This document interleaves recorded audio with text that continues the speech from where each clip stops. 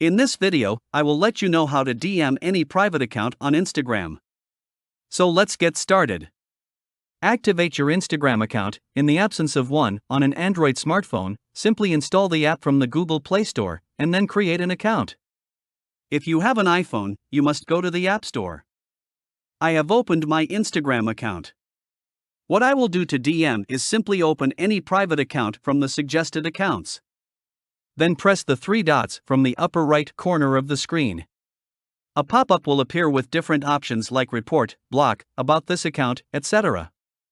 And if you see below further, the second last option is to send a message. Simply press it. A chat inbox will open where you can write a message and then send it. Now I will show you how to DM a private account. Go back to the home page from the back arrow in the upper left corner of the screen. Then press the search option from the bottom bar of the page, through which you can search any account. And also you can see different reels here. But here from the search bar, I will search for any account. That must be a public account. I will open the first account as it is a public account. Simply open it and you will get the option of massage just right behind the follow option. Press it and an inbox will open where you can type a message and then send it. That's so easy to do. I hope you learned something from this video.